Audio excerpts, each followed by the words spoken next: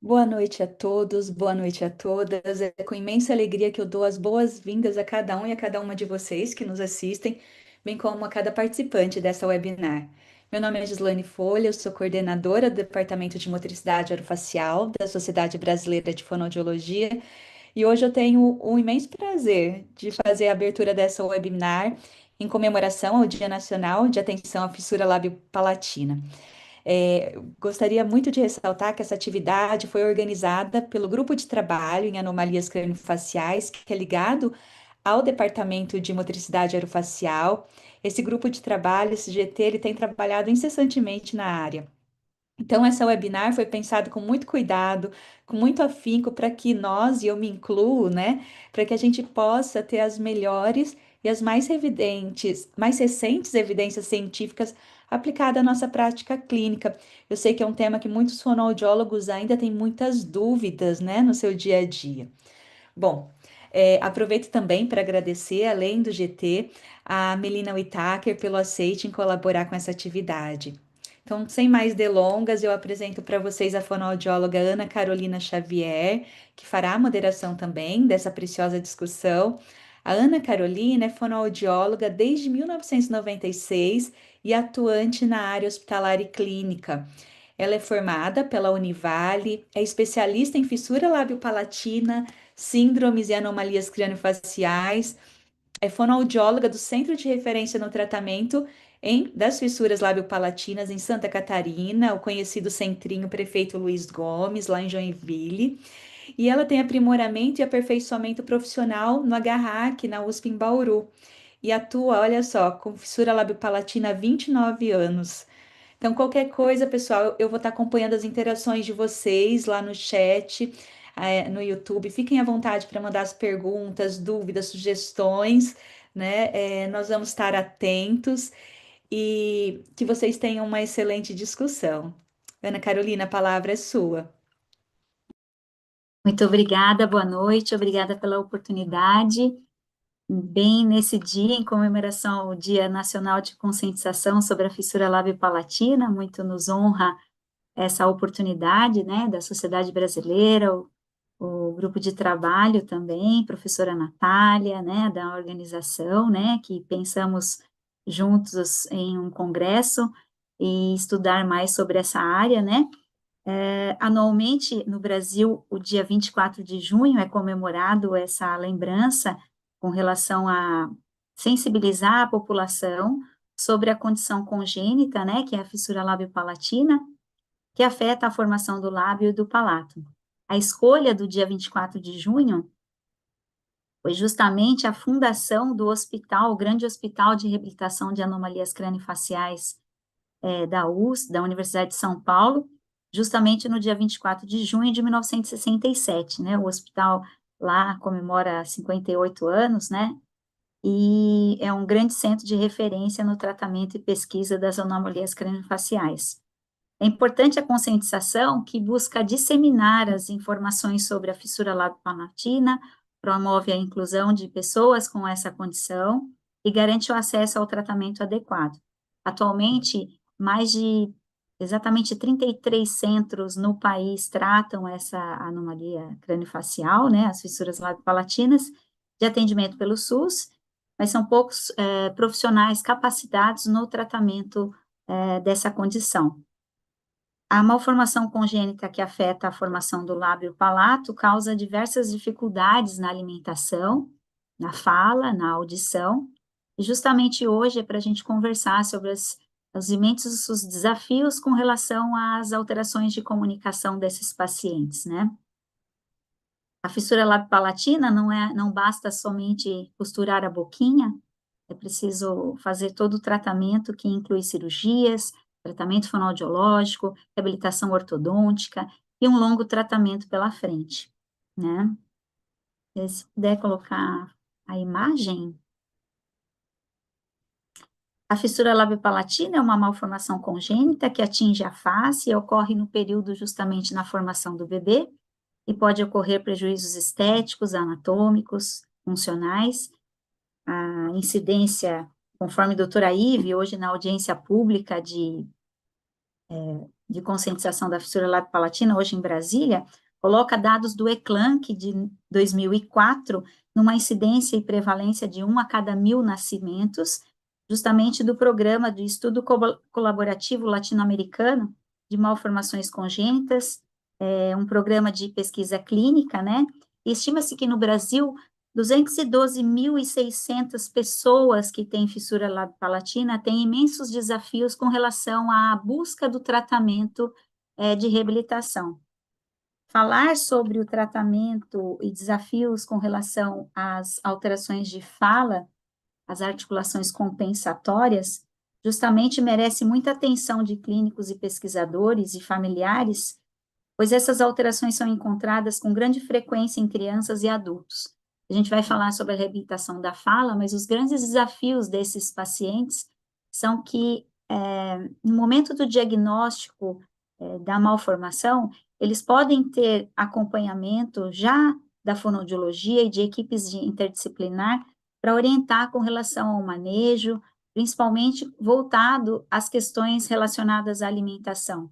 Muito importante que essas crianças realizam triagens auditivas para que possam acompanhar o funcionamento da tuba auditiva devido à ocorrência de otites de repetição e perdas auditivas, o que podem ocorrer dificuldade de aprendizagem e alfabetização, e tantos os desafios que citei com relação à alimentação e os desafios de fala.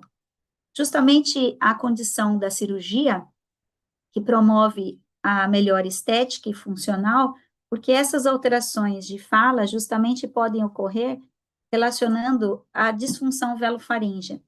E essas alterações de fala comprometem a qualidade de vida desses sujeitos, e justamente o trabalho da fonoaudiologia vai ser falado nessa brilhante webinar.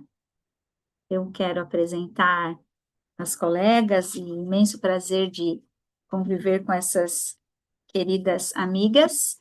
Vou apresentar doutora Melina,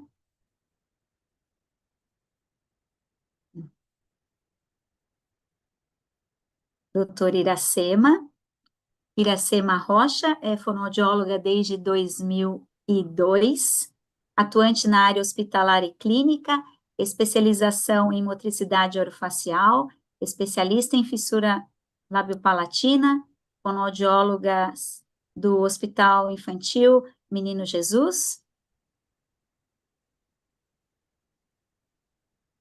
Diana Cardoso, que é fonoaudióloga clínica em São Paulo, especialista em motricidade orofacial e linguagem pelo Conselho Federal de Fonoaudiologia, prática profissionalizante e residência em mestrado pelo Hospital de Reabilitação de Anomalias Craniofaciais da USP, doutorado pela FOB, e também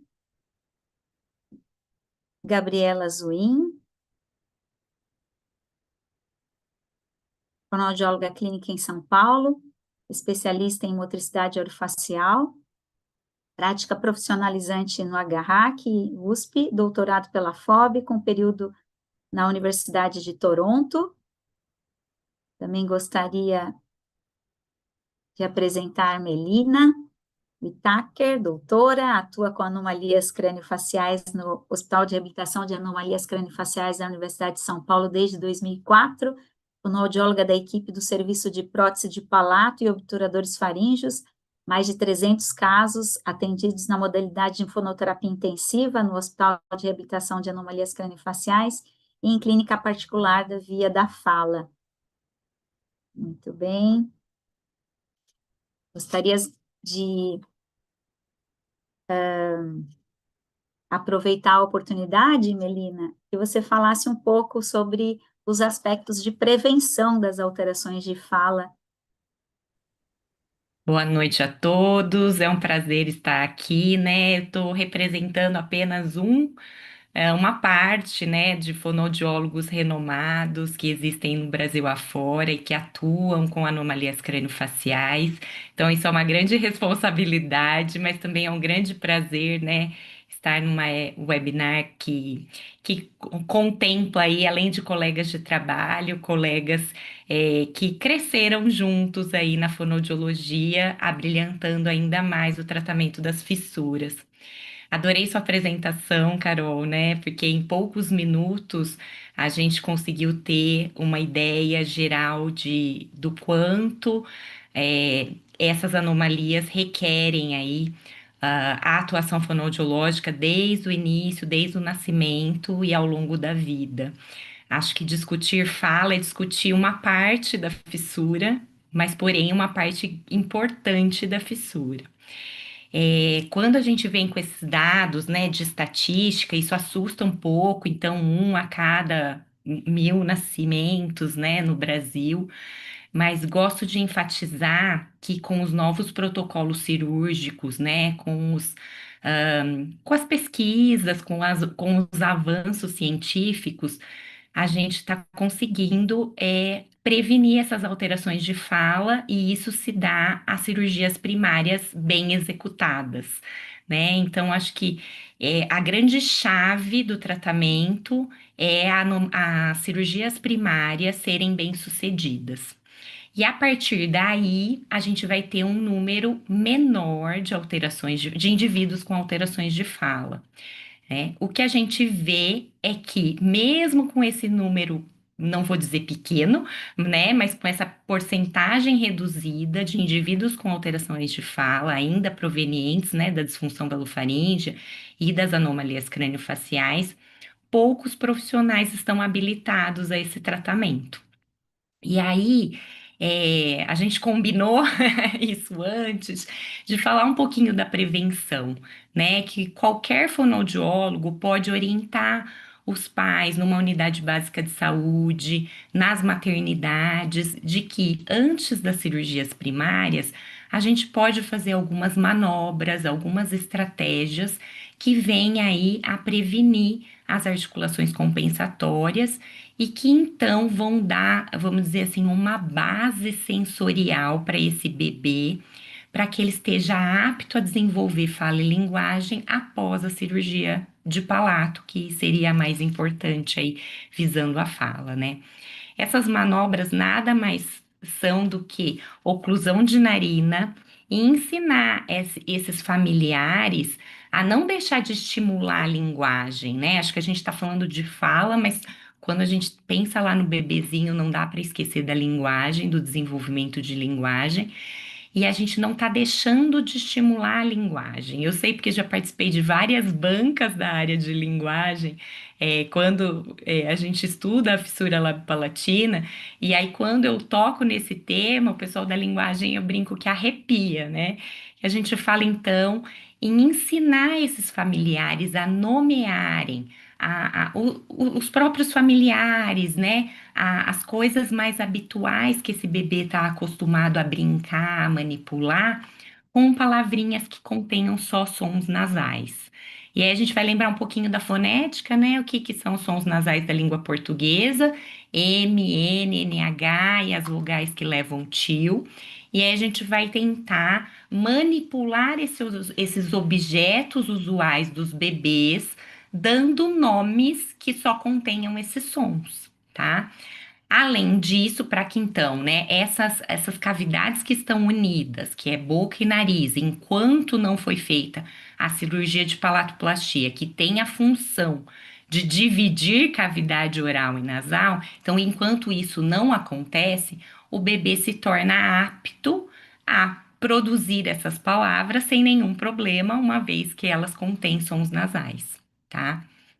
A outra estratégia, que é muito simples, é brincar de oclusão de narina. Então, enquanto o bebê está balbuciando ainda, né, bem lá no comecinho, no primeiro ano de vida, a gente pode ensinar ele a ocluir ele mesmo. Aí o papai vai lá, oclui a narina dele, a mamãe vai lá e oclui a narina dele. E para que que isso serve? Para que esse bebê tenha experiência de estimular sensores de pressão oral.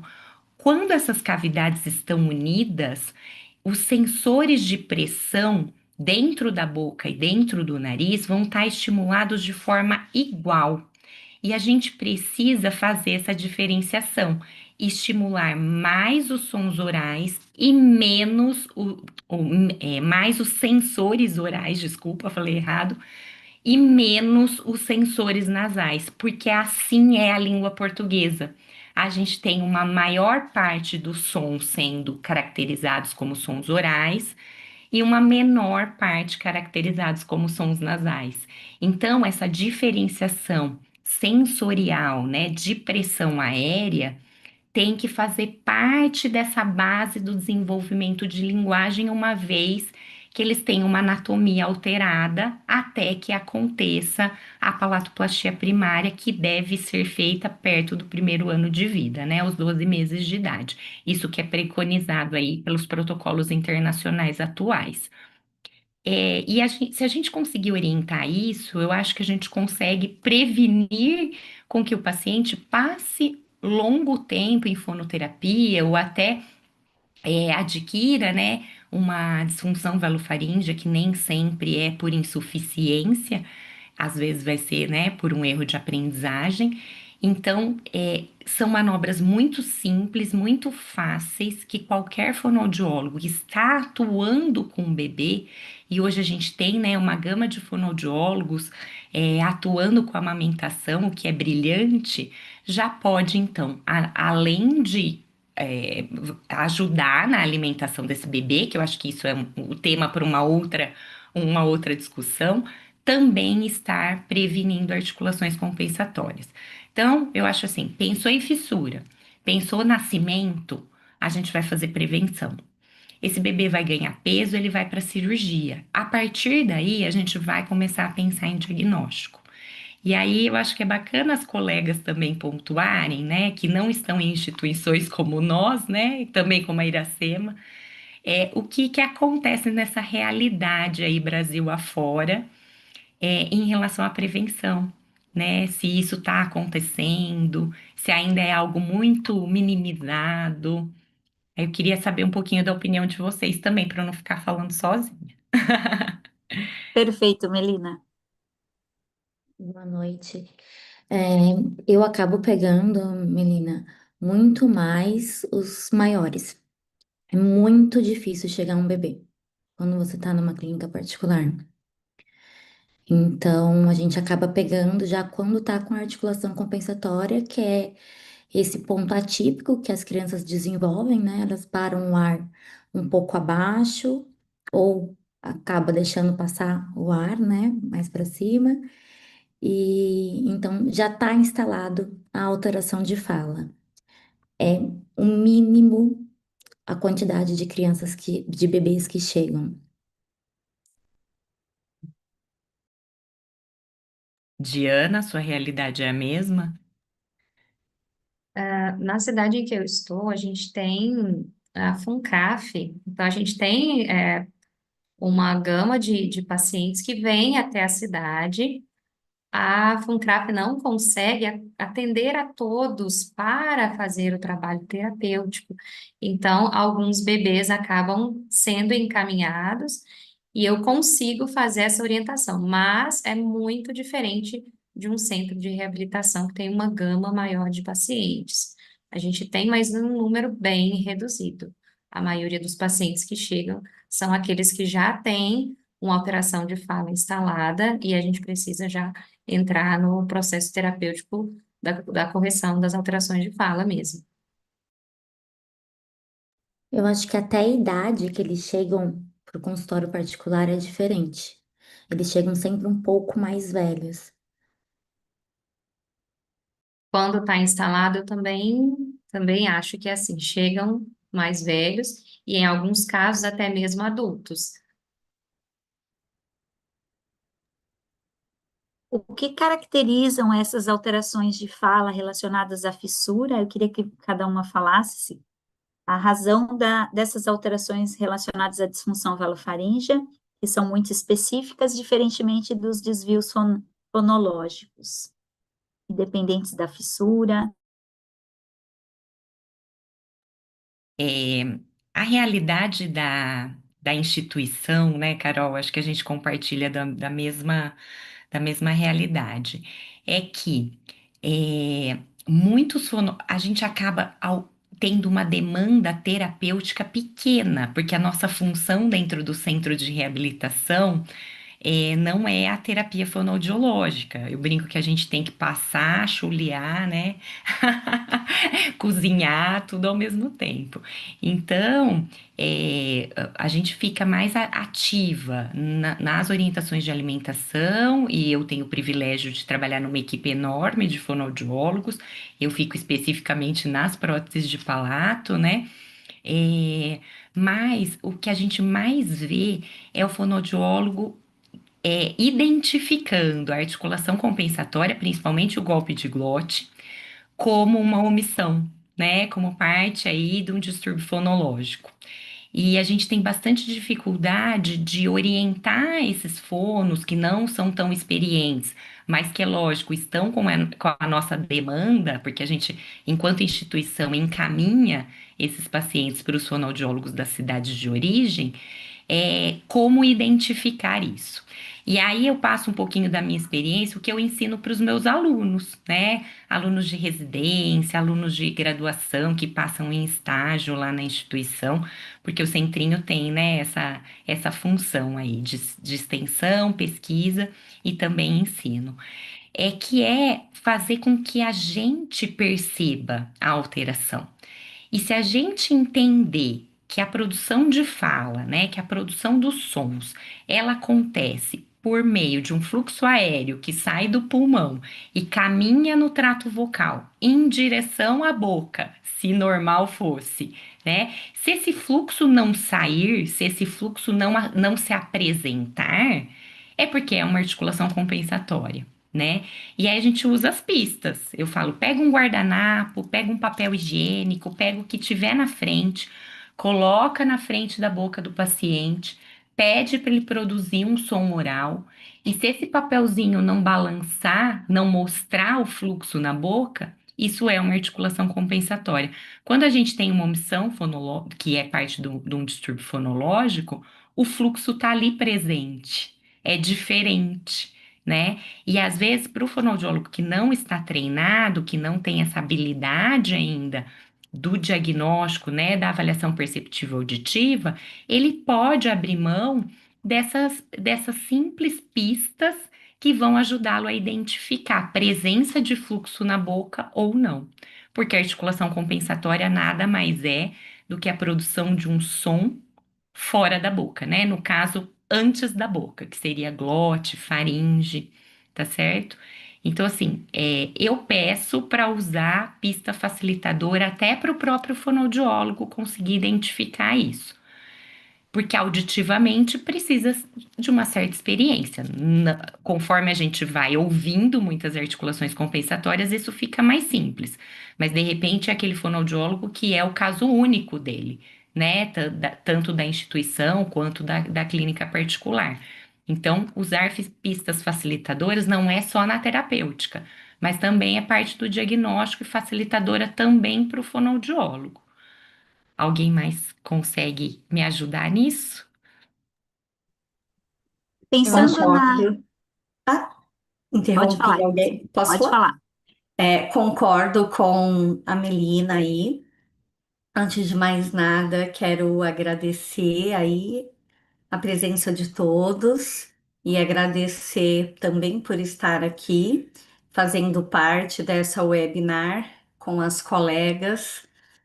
É sempre muito gostoso falar daquilo que a gente ama, que é a fissura, né? Então é sempre uma conversa muito boa. Então, concordo com o que a Melina falou, é sempre importante utilizar essas pistas e até mesmo de mostrar essas pistas para os próprios pais, porque muitas vezes eles também acham que o filho está com um mecanismo compensatório e na verdade não.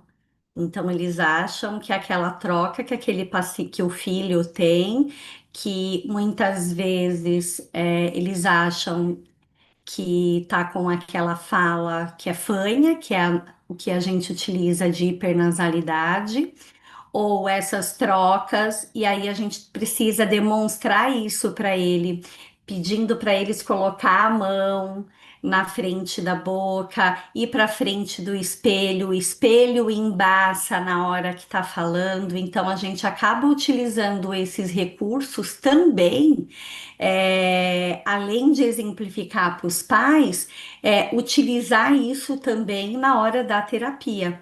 Então, tanto para o paciente, porque afinal é criança, então a gente precisa muito do lúdico com a criança, e para exemplificar para os pais também toda essa diferença. Eu gostaria de falar quais as estratégias vocês recomendam para adaptar esse planejamento terapêutico ao teleatendimento, aí já falando sobre essa prática clínica presencial, a remota e as tecnologias, vindo ao encontro do comentário do Alexandre Araripe, do estado do Tocantins, e coloca uma dificuldade dos pacientes acessarem o tratamento devido à distância, né? Como que seria a telefonoaudiologia, né? As teleconsultas, a luta junto ao estado de Tocantins, e a gente vê uma realidade em todos os locais, né? E eu gostaria de passar a palavra para a Diana sobre essa condição. Dentro da terapia fonoaudiológica, telefonoaudiologia, a gente, né, já teve um processo de aceitação. Então, talvez alguns municípios ainda tenham alguns mitos a respeito da telefonoaudiologia. Esse foi um certo receio da própria fonoaudiologia, para que a gente pudesse garantir que o tratamento fonoaudiológico remoto fosse também de qualidade, tanto quanto é o presencial. Devido à pandemia, nós tivemos que entrar nesse mundo virtual e remoto, e possibilitou que nós pudéssemos mostrar que a fonoaudiologia à distância também funciona. Nós temos tido resultados muito satisfatórios com a terapia fonoaudiológica à distância, até porque a fissura lábio-palatina, ela tem, como a Melina falou, profissionais capacitados, mas que estão talvez centralizados em algumas regiões do país. A gente vê isso muito em pesquisa, que estão muito na região sudeste, e aqueles pacientes que estão em outras regiões ou que estão fora de, de cidades que são centrais, né, as capitais, não têm esse acesso. E com isso a gente consegue, através da telefonoaudiologia, alcançar esses pacientes. Pensando na própria terapia, adaptar a terapia fonoaudiológica não é um bicho de sete cabeças, a gente acaba perdendo a possibilidade de pista manual, de encostar no paciente, de dar um feedback, né, de conseguir encostar nele, de dar esse auxílio, mas nós temos também a possibilidade de treinar o familiar que está conosco durante a terapia para poder fazer isso por nós. Uma coisa muito importante que a gente sempre pensa, eu preciso ter uma superestrutura para fazer a terapia online. A gente não precisa, mas algumas coisas a gente leva em consideração, a escolha da plataforma, então o tipo de microfone, lembrar de desativar o corte de ruído, porque o escape de ar nasal ou o ronco nasal, muitas vezes a plataforma entende como um ruído e ele barra e nós não escutamos, então a gente faz essa mudança que dentro de uma webinar, como estamos aqui, a diminuição do ruído é satisfatória, mas dentro da terapia não. E as pistas facilitadoras, elas continuam as mesmas, né? Principalmente as pistas visuais que possibilitam que nós consigamos enxergar aquilo que nós estamos fazendo com o paciente, o fluxo aéreo, mas nós também temos a possibilidade de gravar, de assistir novamente essa terapia, de ao mesmo tempo que a gente está fazendo a terapia com o paciente, a gente pode ter uma dúvida e pedir para gravar ao mesmo tempo e enviar para a gente, e a gente fala, não, realmente é isso que eu estou ouvindo, né? Então, a telefonoaudiologia no SUS, eu não tenho propriedade para dizer como está, eu sei que existe uma certa resistência por parte de alguns municípios, porque até porque não conhecem muitas vezes os profissionais, mas dentro da clínica particular a gente tem tido uma busca de pacientes do Brasil inteiro e resultados muito satisfatórios. Eu gostaria de colocar um comentário da Cibele, que fala sobre, ela atua pelo SUS em Botucatu e vê muitas dificuldades os pacientes têm de chegar aos centros via a central de regulação, né, e sendo uma luta. Obrigada, a gente agradece o comentário, e também eu, atuando no centro em Santa Catarina, eu vejo essa realidade, os pacientes chegando um pouco mais tarde, né, e aí Gabi citou também com relação a essa, o paciente vir um pouco mais tarde também em atendimentos privados, e ela também fez um comentário sobre a experiência de vocês com pacientes com suspeita ou diagnóstico de TEA, que precisam trabalhar com essas pistas, como vocês atuam. Bom, eu tenho uma experiência com os pacientes TEA, tenho inclusive um paciente que é TEA e fissura labiopalatina, foi operado, ele veio para mim justamente por essa dúvida se havia ou não uma articulação compensatória, mas a gente está falando aí de algo que é um pouco maior, e sabendo que o paciente que tem a fissura labiopalatina, ele está propenso a ter outras alterações, tanto quanto alguma criança que não tem a fissura labiopalatina, e o TEA também é uma realidade, né, concomitante com a fissura.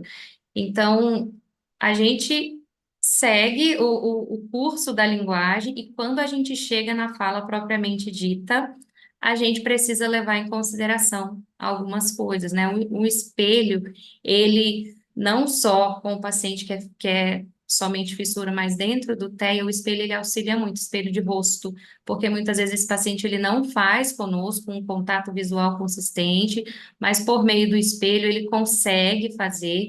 Nós utilizamos, às vezes, a pista de vídeo em que a gente grava a nossa articulação para que o paciente ele vá olhando, então ali ele não tem que fazer um contato visual, ele olha a produção e aí ele consegue imitar. A imitação também é uma barreira dentro do TEA, mas a gente vai trabalhar todos esses aspectos antes, então quando o paciente ele chega no momento em que a gente vai trabalhar a fala propriamente dita, a gente já espera que ele tenha já adquirido essas habilidades básicas, né?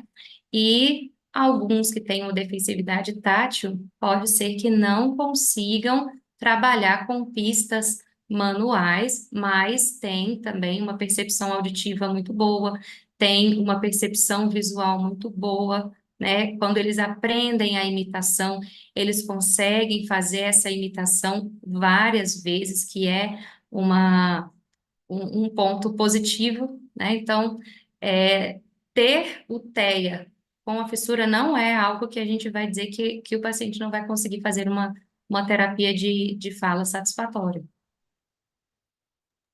Ainda falando sobre as plataformas, quais as Carol, deixa eu plataformas só que você... complementar o da Diana rapidinho. Ok. É, eu Eu tenho também tenho uma alguns consideração casos, sobre autismo, depois eu também queria falar antes da gente ir para a eu tenho próxima alguns pergunta. casos e eu nunca tive dificuldade em adaptar as pistas, inclusive o CPAP, quando a gente vai, às vezes, precisar de uma propriocepção maior, mas é importante conversar com a equipe, porque alguns passam por TO, então, assim, é uma perguntar se a gente pode introduzir, testar. E eu nunca tive problema, sempre uso pista visual para ir mostrando para eles o que eu quero, passo a passo, e isso tem um bom resultado, assim, então isso não atrapalhou o prognóstico dos meus pacientes. Inclusive, pensando nesse público, nós, às vezes, precisamos fazer exames invasivos, por exemplo, uma nasofaringoscopia, e na nossa experiência também, com o apoio da psicologia, a gente conseguiu um manejo bem interessante para pacientes com fissura e outras alterações, como o TEA. Pode falar, Melina. Eu queria fazer um parêntese sobre o TEA. Eu recebo, eu acho que anualmente, eu vou fazer uma estatística aí, 2 ou 3 casos que vêm com diagnóstico de TEA, geralmente no consultório particular, e que, na verdade, são alterações de comunicação graves, tá? Então, são crianças que apresentam articulações compensatórias em praticamente todos os sons da língua e que no desenvolvimento dessa comunicação pouco inteligível, ele passa a desistir da comunicação oral, tá? E aí ele passa a usar gestual, tem comportamentos de irritação, de evitar comunicação, e aí falta contato de olho. E quando a gente começa uma terapêutica tradicional, sem pensar em TEA, só pensando em reabilitação da fala, tá? A gente começa a dar possibilidade de comunicação para esse paciente e o diagnóstico de TEA cai por terra. Tá? É claro que eu não estou falando de casos clássicos e que passam aí por inúmeras avaliações até ao longo do tempo, que a gente sabe que o TEA não se confirma numa única avaliação, né? Ele é um diagnóstico de acompanhamento, mas assim, eu tenho muitos casos que chegam até mim que a família fala: olha, já passei pelo neuro, já passei pela psico, todo mundo está desconfiando de TEA, ele não fala. A gente tem muita dificuldade de compreendê-lo. E assim, é triste, isso toca um pouco, porque você vê crianças muito arredias e que com comportamentos que você, num primeiro momento, desconfiaria do espectro. Mas, na verdade, são casos graves de comunicação oral. Então, eles não se comunicam oralmente pela quantidade de sons comprometidos. E aí o TEA não se confirma. O que se confirma é uma alteração de fala decorrente de disfunção velofaríngea, tá? O ano passado acho que eu atendi 3. Esse ano já tivemos um, inclusive ele tá com fechamento velofaríngeo. Então, depois que a gente consegue corrigir as articulações compensatórias, a gente trabalha o mecanismo e ele tá acionando. Então, acho que esse parênteses é importante para entender o que realmente é TEA e como vamos lidar com essas estratégias e o que são inteligibilidade de fala muito comprometida que fazem com que essas crianças evitem a comunicação oral, tá? Então, tenho recebido isso com bastante frequência em consultório. Eu queria retomar um pouquinho o assunto do teleatendimento. Temos tempo, Carol? Vai me ajudando aí. Vamos lá, temos. Eu acho que o teleatendimento ainda é um assunto muito polêmico, tá?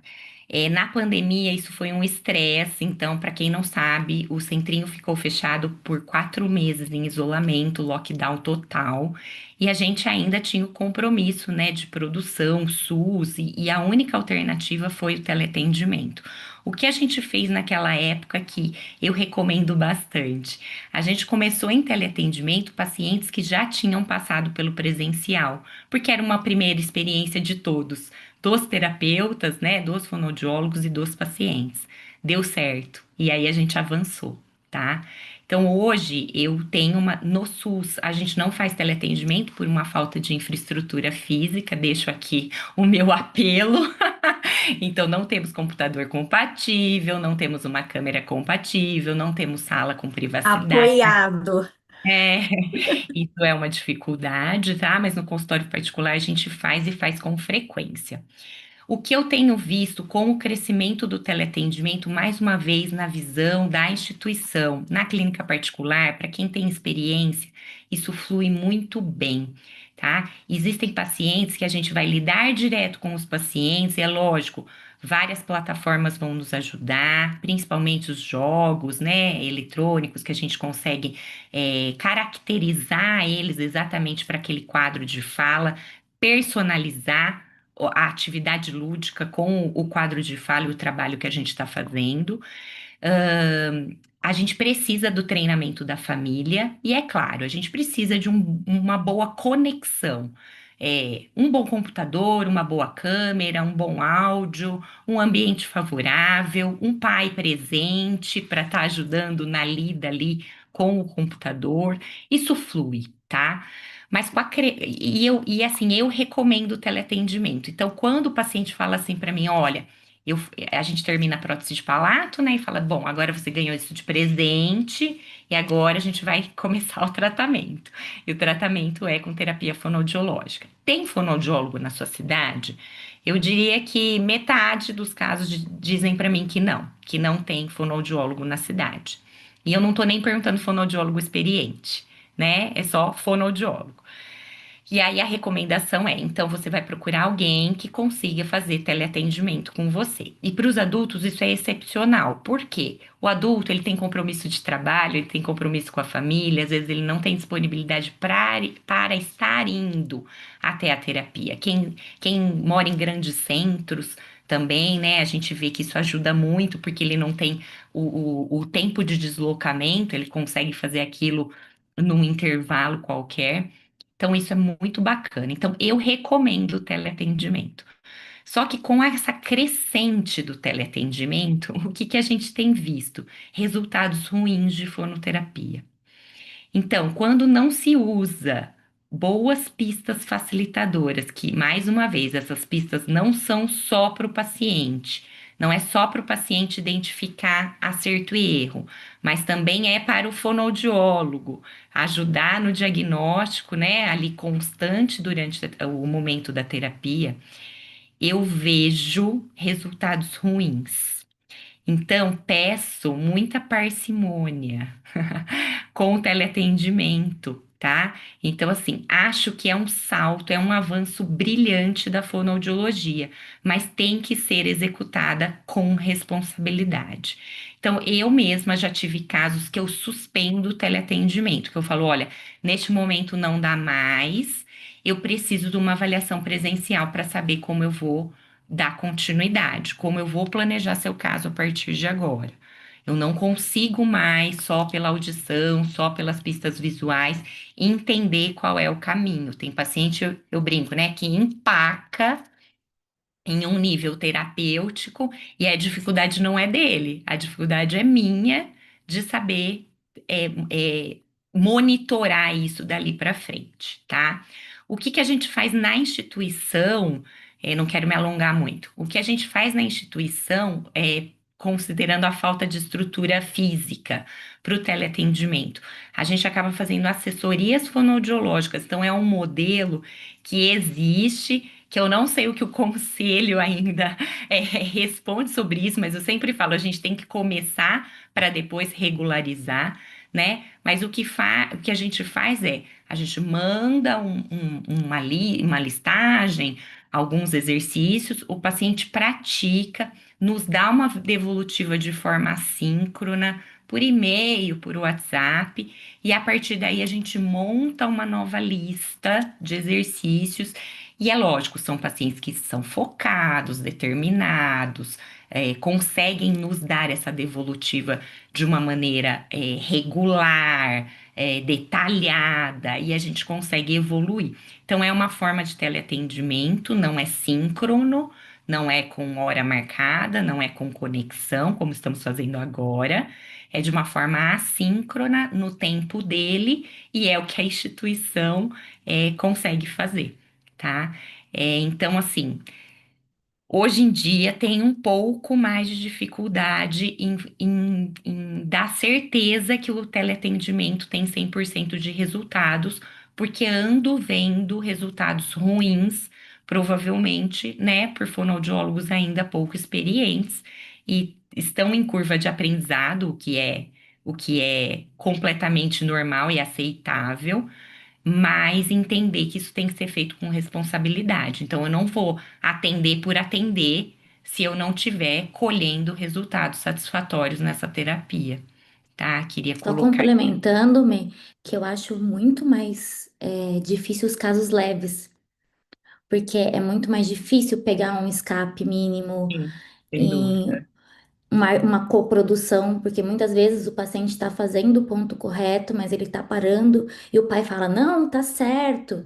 E Sim. então, esses casos que são mais leves acaba passando no teleatendimento. Então, assim, tem que ter muito cuidado mesmo. O teleatendimento com criança, ele funciona muito bem quando a gente dá o treinamento para o pai. Então, eu tive um caso na pandemia, na clínica particular, que foi muito brilhante. Eu tive uma mãe pedagoga. Então, assim, para mim foi um caso de ouro, porque a gente passava o caminho e ela montava as estratégias, né? Então, assim, o teleatendimento é muito rico. O que eu faço apelo aqui é que realmente o fonoaudiólogo tenha certeza que o resultado está acontecendo. É só isso. E também pensar na forma híbrida, né? O paciente vir fazer um módulo de intensiva para Hum? complementar, manter os resultados. Eu acho que é uma coisa que a gente pode colocar o teleatendimento também como Aí é o mundo produto. perfeito. É o que eu O gosto de mundo fazer. perfeito. Perfeito. Aí a gente acabou respondendo a pergunta da querida Lídia D'Agostino, sobre essa questão dos atendimentos com crianças. Eu acho que dá para revezar, às vezes, o atendimento da teleconsulta e os atendimentos presenciais. Eu tive uma experiência após a pandemia no atendimento do SUS, por 2 anos fazer o teleatendimentos, inclusive oportunizando a alta de muitos pacientes em cidades longínquas que não tinham acesso à fonoaudiologia e poder proporcionar alta de tratamento nessa modalidade. É claro que isso não foi possível a continuidade, e então eu tenho experiência nesses atendimentos do SUS e também de forma particular. E respondendo também uma pergunta da Lívia, do Rio de Janeiro, do SETAC, qual plataforma que vocês sugerem para teleatendimento que seja possível desativar a redução de ruído? Eu uso o Zoom. É só colocar no som original. E se não Eu, tiver, se Melhor que o tiver Meet, com, Google Meet? eu acho melhor que o Google Meet, mas se não, se, é uma plataforma paga normalmente, mas usar o celular ao mesmo tempo é uma coisa boa. Então, se tiver com dúvida, pede para o pai ligar o celular ao mesmo tempo, porque o WhatsApp não corta muito ruído, então os escapes pegam um pouco mais. A o gente Meet, eu discutiu uso muito o isso, né? Meet. Quer falar, Mê? Não, eu falei que a gente discutiu isso muito na pandemia, né? A gente ligava uma para outra. O que usar? Eu uso o Zoom também. Eu uso o Zoom principalmente para crianças, para compartilhamento de tela. O Meet, ele dá o compartilhamento de tela, mas eu não sei se agora mudaram as ferramentas, porque aí a gente acaba se habituando com uma plataforma só, mas a gente perde a imagem da criança no Meet. É isso, Di? É, isso É, a gente né? perde. Eu utilizo o Meet por causa de algumas famílias que tinham a dificuldade, porque o Zoom a gente tem que ter ele instalado no celular. De algumas famílias que conseguiam usar só o celular. Então eu acabei migrando para o Meet, mas o Meet também tem a possibilidade, a gente clica nas configurações e ele já coloca desativar a redução de ruído e a gente consegue. Quando eu preciso fazer uma uma apresentação de tela, aí eu peço para que a família ligue no celular e no computador, e aí a gente consegue, eu consigo continuar vendo a criança pelo celular e ela consegue continuar me vendo e me ouvindo pelo computador. Mas às vezes a gente faz assim, usa o WhatsApp, o Meeting e uma gravação, tudo ao mesmo tempo. E há Eu uma coisa que a utilizo. Lídia falou, né, sobre essa questão da colaboração da família, até discuti um pouco sobre isso com a Gabi, e a gente percebe, assim, que quando os pais estão conosco no teleatendimento, e isso eu tenho como primícia, precisa ter, se é uma criança pequena, o pai tem que estar ao lado na terapia, até para poder auxiliar se essa criança quiser se levantar, porque afinal ela vai querer fazer a mesma coisa que um atendimento presencial. Então, a família está junto, ela está ouvindo várias vezes a gente, você escutou? Não escutou? Vamos fazer de novo. Você escutou, pai? Escutou, mãe? Faça novamente com ele. E eu tenho percebido que os pais, durante o teleatendimento, eles estão ali porque sabem que não tem uma outra pessoa para fazer esse manejo com a criança.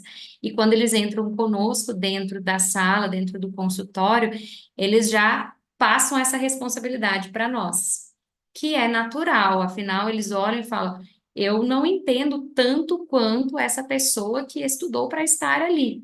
E aí deixam para a gente essa responsabilidade. Então, eu tenho visto uma colaboração bem legal dessas famílias que estão no teleatendimento. Já tive família que eu falei: olha, acho que não é a modalidade para terapia, né? Vamos tentar ver com outro fonoaudiólogo para ver se a gente consegue fazer uma questão de mentoria, vamos ver o que a gente consegue fazer, mas o teleatendimento não vai funcionar para vocês. E aí a gente tem que ter realmente esse olhar, né?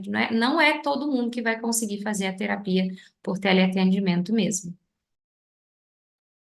Aí, pensando aqui, uma pergunta do dentista, doutor Gustavo Cicola, sobre as modalidades de teleatendimento, as terapias, as opções de terapias intensivas, quando comparada aos moldes tradicionais, não seria uma nova e melhor opção de tratamento? Existe benefício?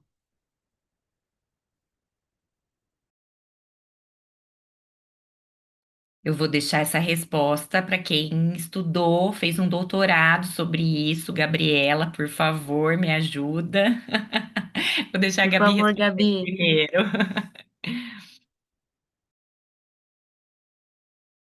É uma possibilidade fazer a terapia intensiva por online. Eu tive experiência só com 2 casos, então teve bom resultado, mas fazer mais de uma vez por dia, a criança acaba perdendo um pouco a atenção. Então eu precisei reduzir, porque normalmente a gente faz uma terapia de entre 40 a 50 minutos, e aí eu tive que adequar um pouco o tempo de sessão para a criança permanecer. Com um caso de adulto, foi muito melhor. Então, ele mantinha, eu conseguia os resultados, já trocava as estratégias na próxima sessão, assim como a gente faz na terapia intensiva, que é reavaliar toda a sessão e colocando novas estratégias e evoluindo toda a sessão. Mas é muito mais difícil manter uma criança mais de uma vez no online por dia. Mas é super possível e tem grandes benefícios. Eu tive a Perfeito. experiência do intensivo, todos os dias por um período, por 15 dias, com uma criança não tão pequena, mas mais de uma vez por dia, não, todos os dias dentro daquele período, exceto no domingo, mas também funcionou bem. Porque quando a gente faz presencial, a gente depende que o paciente vá até a gente e que esteja ou de férias, né? Conciliar a frequência intensiva com a rotina diária é quase impossível. Então, o paciente tem que estar disponível para a terapia intensiva, né? Então, com essa frequência um pouco mais acirrada aí todos os dias, achei que funcionou também. Mas a terapia intensiva presencial, ela sempre vai ser soberana à terapia tradicional. As É, pesquisas já mostram isso. eu vou ser muito sincera, quando a gente atende uma vez ao dia, mesmo que seja todo dia, eu não considero intensiva, Eu também porque o não. resultado não é igual, né? Então, assim, eu tenho experiência do todo dia também, não de mais de uma vez ao dia, não consigo também, não tenho nem disponibilidade para isso. Eu sempre penso brincando, né, no mundo ideal, eu sempre elejo terapia intensiva como primeiro presencial. Aí eu desmamo para o paciente para um teleatendimento e depois eu desmamo o paciente para uma assessoria ou para um teleatendimento assíncrono, em ordem aí decrescente, tanto de frequência, né? E quando a gente tem mais autonomia do paciente para executar o treinamento. E isso tanto para adulto quanto para criança, considerando que a gente vai treinar a família. Então, a família passa a ter autonomia para executar esse treinamento.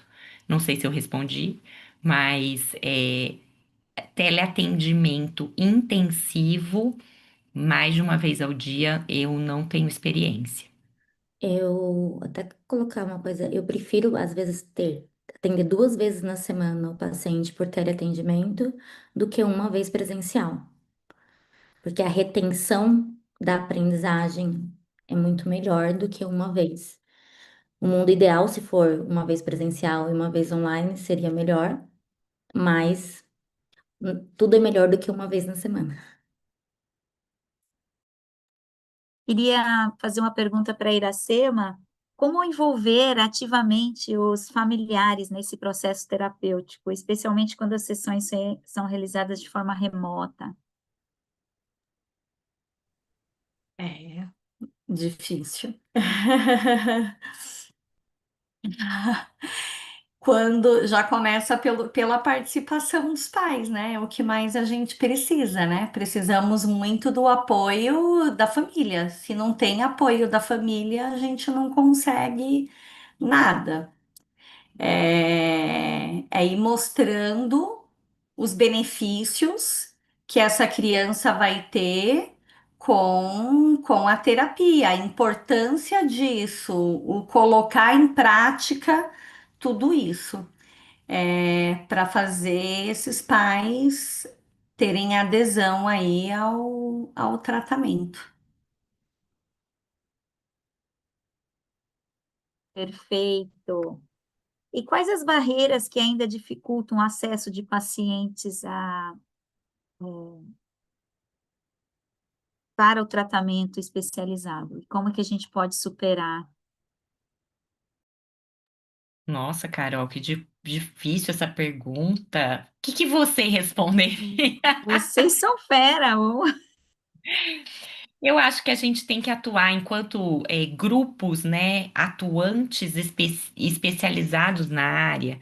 A gente tem que atuar com treinamento de fonoaudiólogos, não tem como, né? Os fonoaudiólogos precisam entender que em algum dia na vida, eu falo isso para os alunos, algum dia na vida vocês vão pegar um paciente com fissura, né? E aí o que fazer? Vou encaminhar? Pode ser uma saída, não assumir e encaminhar para o colega que sabe. Mas eu acho que esses primeiros manejos, né, com alimentação, com a prevenção e até com um possível diagnóstico clínico da disfunção venofaríngea, isso é tão simples. E eu acho que quando se fala em fissura labiopalatina, a Gabi usou o termo, né? A Diana usou o termo, não é um bicho de sete cabeças. É um diagnóstico fácil de ser feito se a gente tiver conceitos básicos em relação à produção de fala, né?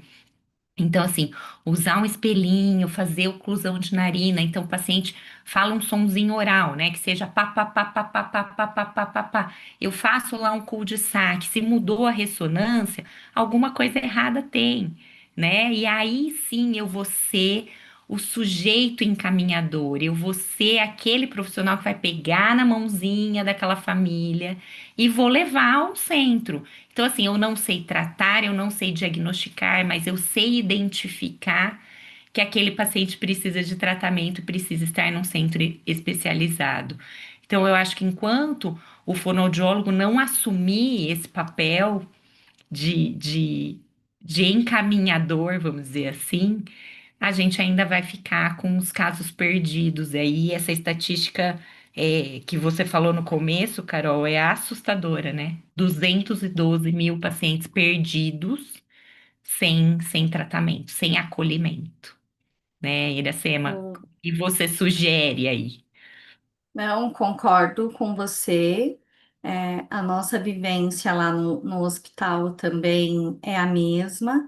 Muitas vezes a gente acaba recebendo o paciente tardiamente, é, com uma fissura de palato, ainda virgem de tratamento, porque descobriu a fissura há um mês atrás, ou seja, a criança está com 2 anos, 2 anos e pouco. E até então passou por vários fonoaudiólogos. e que informou que tá tudo bem. Então já começa desde aí, né? Então volta naquilo que você comentou logo no início, que a gente precisa realmente orientar, ter cursos para os fonoaudiólogos, explicar. Eu acho que todas nós que estamos aqui, a gente sempre recebe casos de amigas pedindo ajuda para a gente. Olha, o que que eu faço? Seja daqui de São Paulo, seja de fora do estado, e para onde que eu vou encaminhar? O que eu vou fazer? Então, a gente acaba sendo luz aí na vida dessas famílias aí também. Então, assim, não tem que ter vergonha. Eu acho que isso não é isso não é vergonhoso. Eu acho que é vergonha sim você ficar lá trabalhando, trabalhando, trabalhando MO com aqueles pacientes com a fissura que não tem alteração de motricidade oral. E fica trabalhando, trabalhando. Aí, de repente, quando chega na mão de um profissional que entenda de fissura, a gente corrige com muito mais facilidade.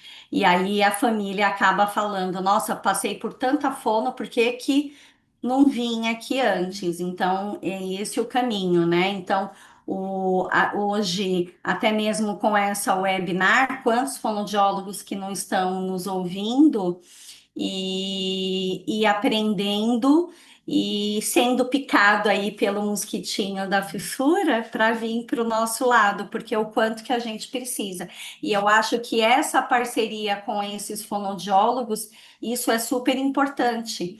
Que eles estejam com a gente, esteja com outros, seja na área de linguagens, enfim, com outros fonoaudiólogos, então só vem a somar aí realmente para ter sucesso aí no tratamento.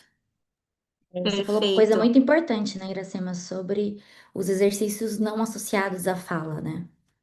Então, eu acho que isso é uma coisa que a gente tem que falar bastante, né? Que não é, nós falamos tanto, né?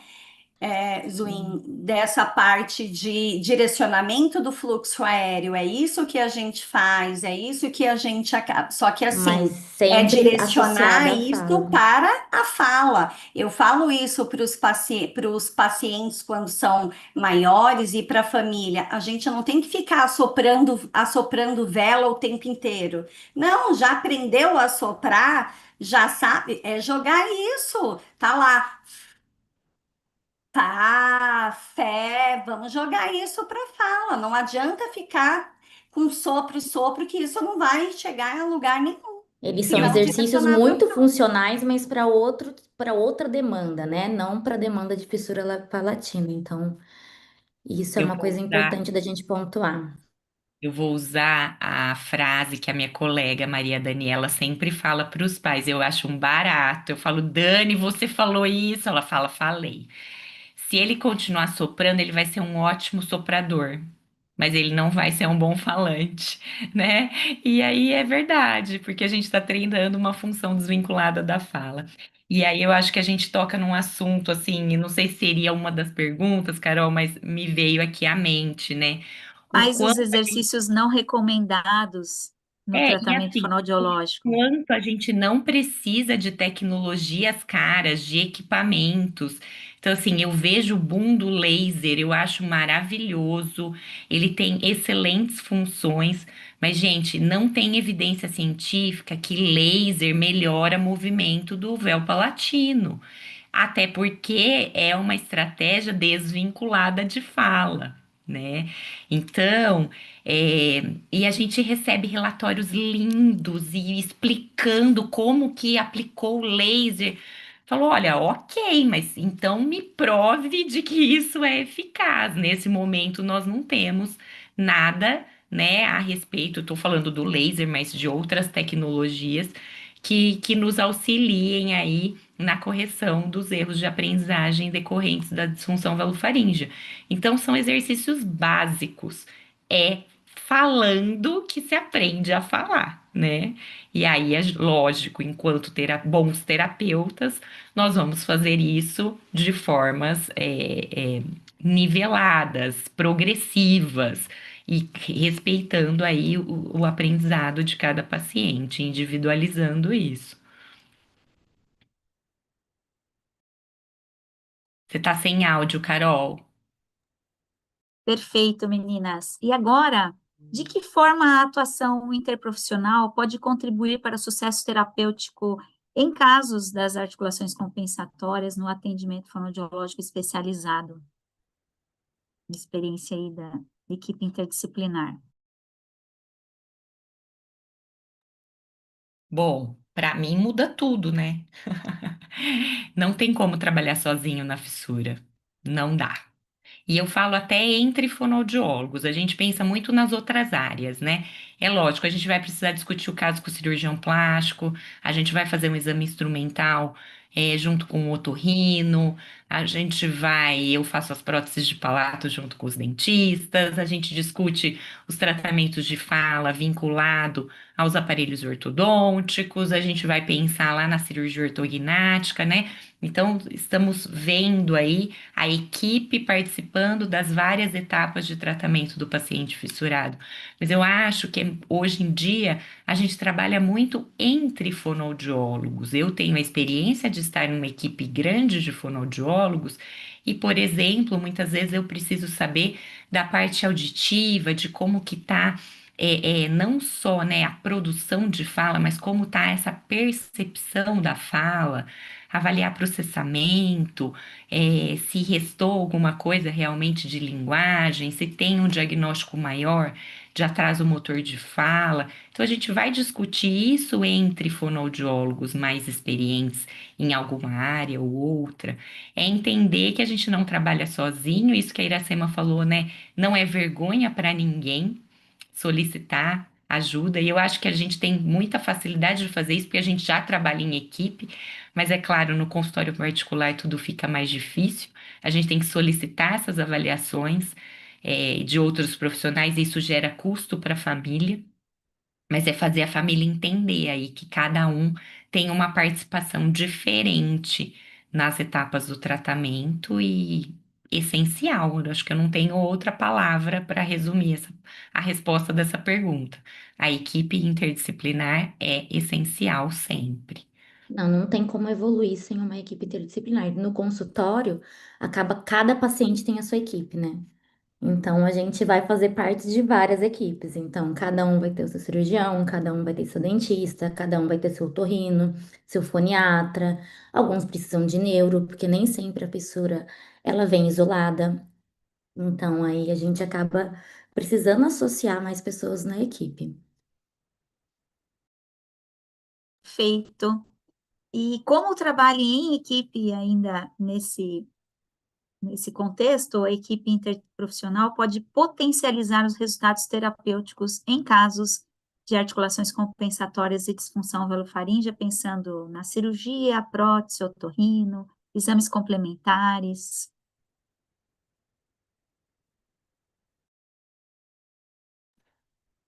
Bom, a gente pensa muito, né? Na verdade, existe um impasse do que fazer e em que momento. Então, existe uma disfunção velofaríngea. Tá, eu tenho diagnóstico de insuficiência. Eu tenho alterações de fala decorrentes dessa alteração anatômica. Eu trato antes, eu trato depois.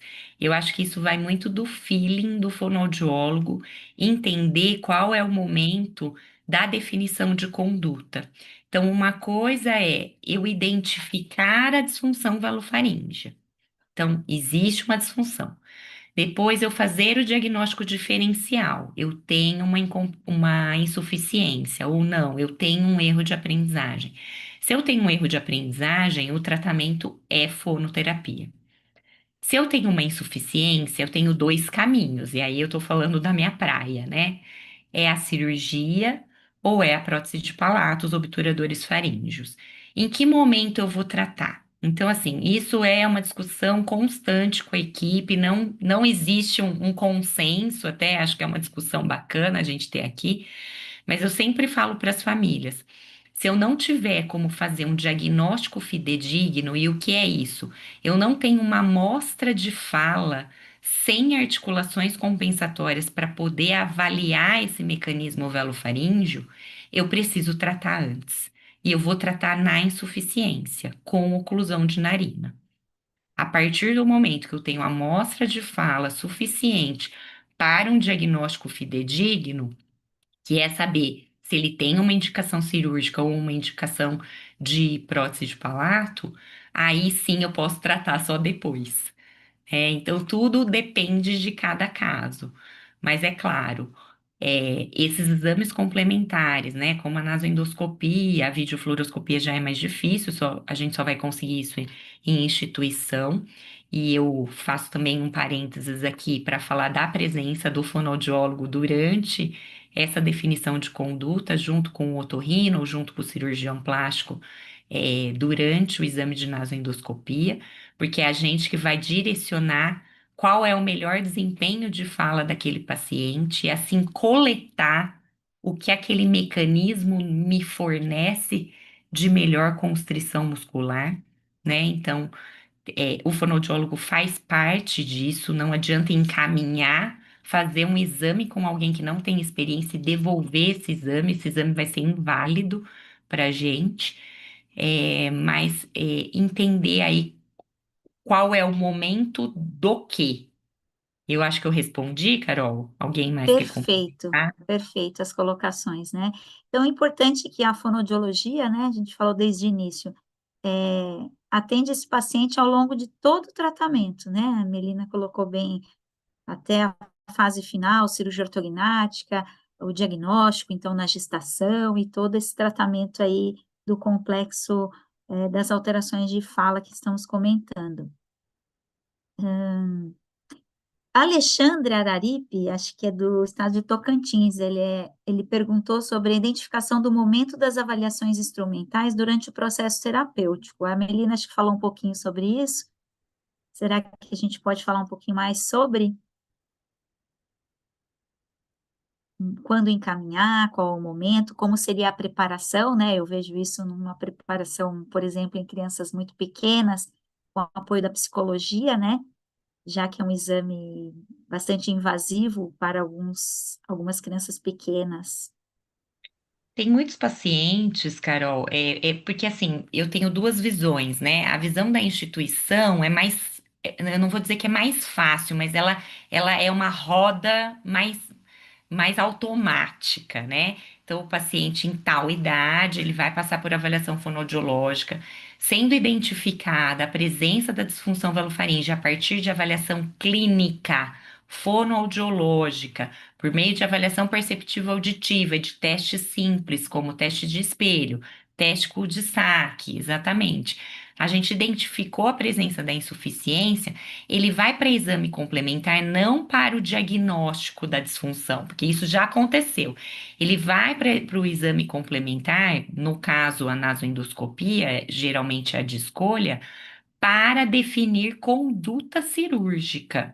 Então, o cirurgião vai estar presente no momento dessa avaliação para entender qual é a técnica cirúrgica que mais cabe para aquele paciente, se é que eu posso dizer assim.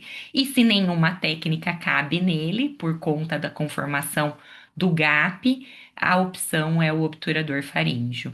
Então, mas saber que para isso tem que existir uma amostra de fala para uma avaliação fidedigna. Se isso não acontecer, a gente atrasa essa definição de conduta, passa por um processo terapêutico fonoaudiológico e aí sim avança depois para a tomada de decisão em relação ao mecanismo velofaríngeo. No consultório particular, é muito mais difícil você falar para a família, vamos fazer terapia para depois fazer diagnóstico, né? Mas acontece. Na minha realidade, eu sempre falo, ó, vamos limpar essa fala, vamos deixar um pouquinho mais inteligível. Preciso pelo menos de dois sonzinhos aí de alta pressão, geralmente um plosivo e um fricativo, até nível de palavras, para fazer com que essa criança eh, seja submetida à nasoendoscopia. E é claro, a questão colaboração é essencial. Então, às vezes, na própria terapia fonoaudiológica, eu preciso, não tendo, né, acesso à psicologia como a gente tem na instituição, eu mesma preciso fazer esse condicionamento e fazer o paciente compreender o que vai ser o exame para que ele colabore no dia. Nem sempre a gente tem sucesso, tá? Eu não vou mentir que isso é fácil. Às vezes a gente condiciona, ele tá ali lindo, preparadíssimo, chega na hora do exame, dá tudo errado. Tem um cirurgião aqui de Bauru que ele fala assim: não é possível, você mente pra mim. Porque eu marco o exame e falo: ó, é uma criança, mas bonitinha, obediente, vai colaborar. E aí, quando chega, dá tudo errado, chora, esperneia, não quer fazer. Ele fala: você mente pra mim. Então a gente passa por esses apuros, mas faz parte do processo, não tem jeito. Deixa eu só complementar, né? Que a única coisa que é diferente é que normalmente eu vou com o paciente até o otorrino, faço o exame, gravo e depois vem a discussão com o cirurgião. Aqui, normalmente o cirurgião não vai junto. Ah, aqui a gente tem o privilégio dos nossos cirurgiões irem junto. Então, mesmo no plano Maravilha. particular, a gente marca o trio, né? O fonoaudiólogo, o otorrino que tem geralmente o equipamento e o cirurgião vai junto. Perfeito. Muito bem. Não houve mais perguntas e queria falar um pouquinho sobre as fissuras submucosas, né? Qual a realidade que vocês observam? É uma pergunta aí que associada à articulação compensatória e disfunção velofaríngea, eu vejo um diagnóstico muito tardio dessas alterações, né? E acho que seria bom citar, né?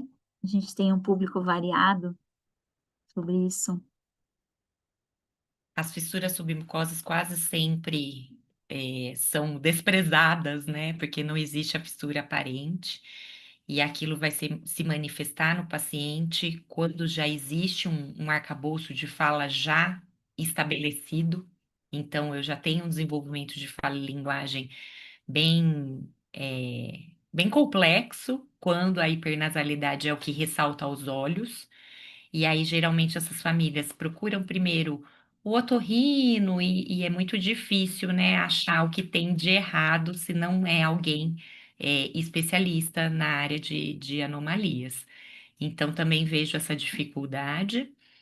E as disfunções orofaríngeas sem fissura no geral, né? Não só as submucosas, mas associadas geralmente à síndrome valocardio-facial. É, Perfeito.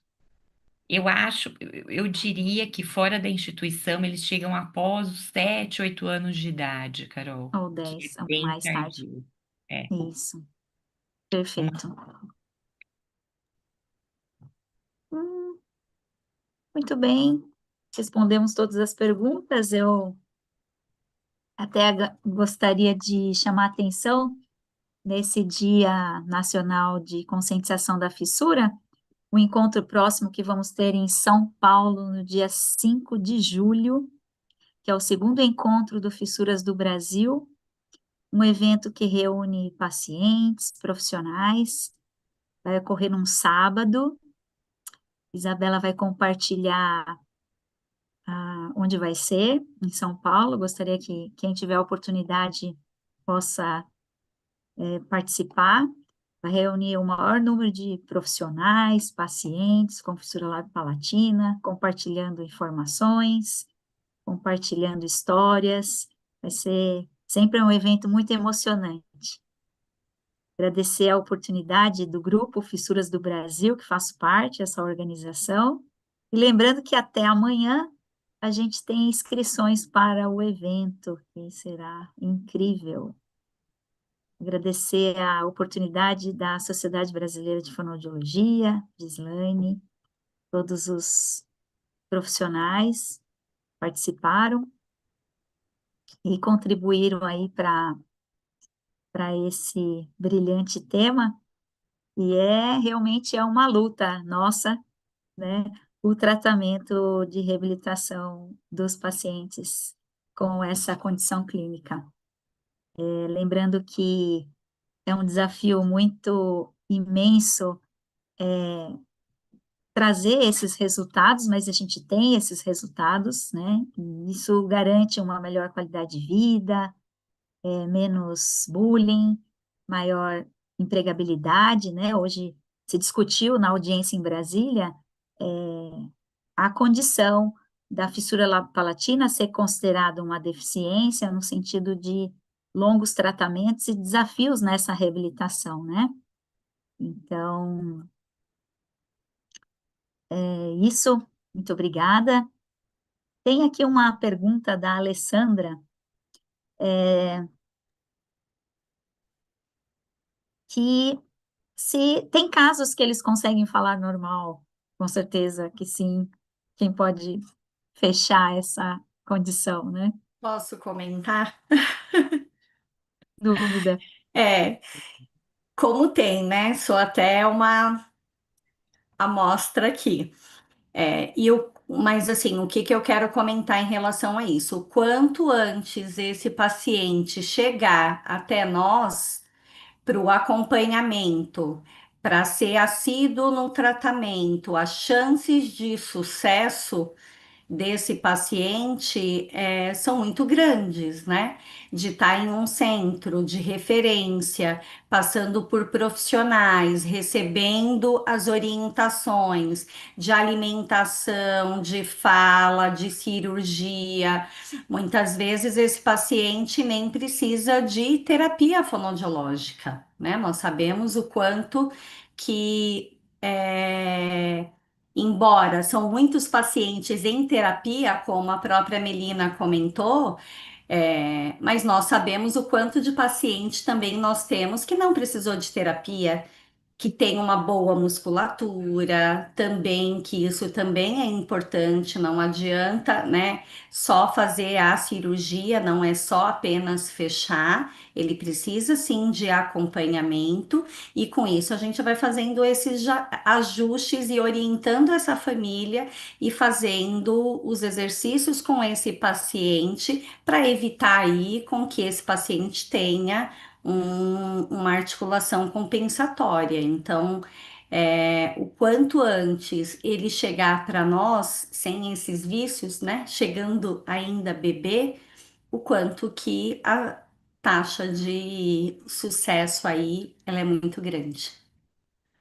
Eu diria que eles não só têm, né, depois da terapia, aqueles que tiveram uma dificuldade de fala mesmo, eles não só falam adequado e têm uma ressonância equilibrada, como eles cantam, como eles atuam como atores, como repórteres, como advogados, e nós temos inúmeras pessoas que estão hoje na rede social fazendo mesmo uma divulgação incrível a respeito do tratamento, do direito da pessoa com fissura labiopalatina, e são aí exemplos vivos, assim como a Iracema acabou de colocar, né?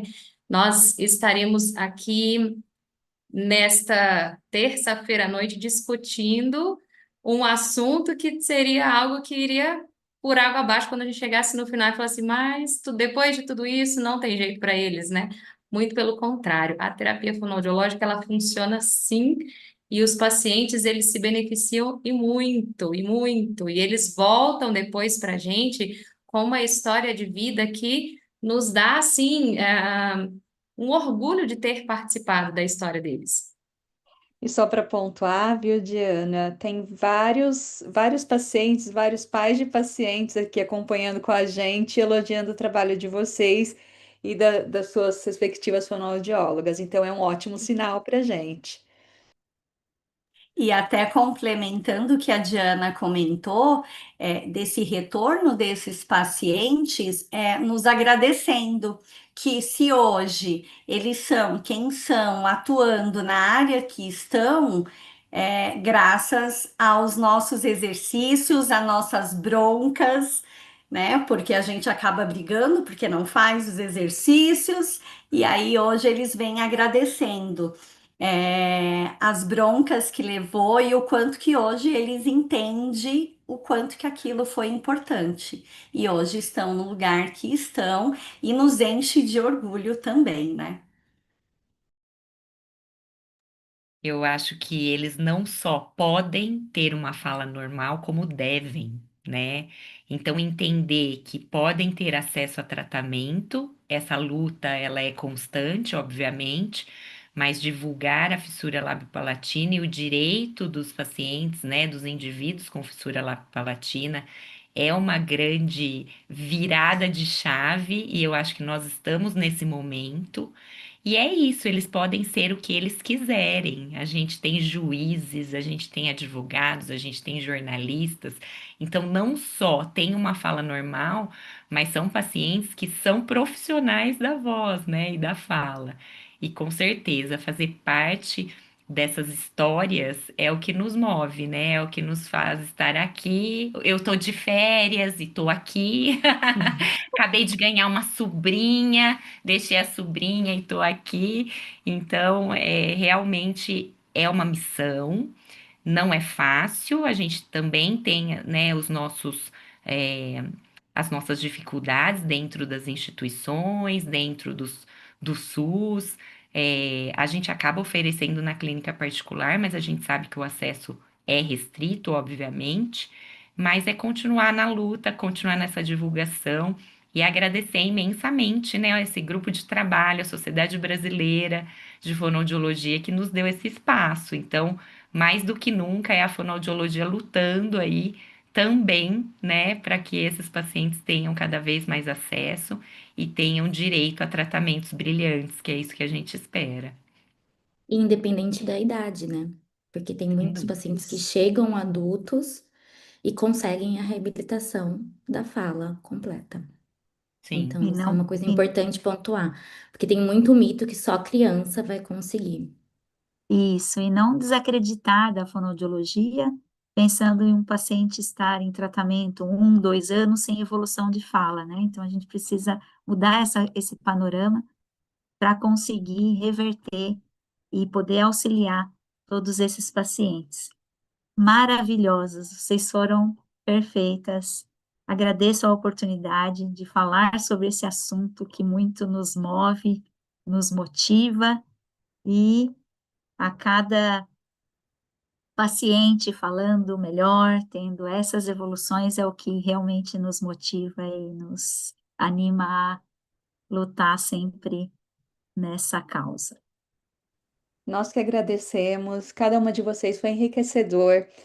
A gente acompanhou, eu fui acompanhando aqui no chat, né, tanto pacientes, familiares, mas também grandes referências na fonoaudiologia estavam aqui acompanhando a gente. Então a gente também deixa a nossa gratidão, né, a cada uma delas, que a gente sabe que lutaram para a gente estar nesse ponto. Eu sei que ainda falta muito, né, para a gente caminhar na área, mas o que vocês mostraram para a gente é que a gente está no caminho certo.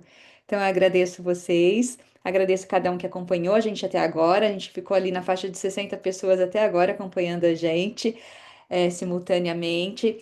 Essa live fica gravada, então fiquem à vontade para compartilhar o link com os amigos, com pessoas que vocês sabem que devem ouvir isso, que seria interessante. E muito obrigada mais uma vez a cada um. Boa noite, gente.